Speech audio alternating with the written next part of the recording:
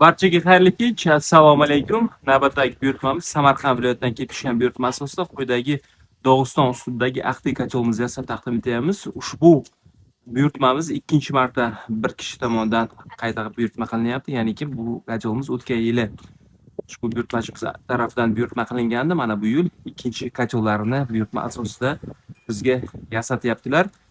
Kacholimiz 25 kilovat quvvatga ega holatda yasab taqdim etiladi. Ushbu kacholning ichki qismida 2 metr kvadrat yuzda hosil qilingan.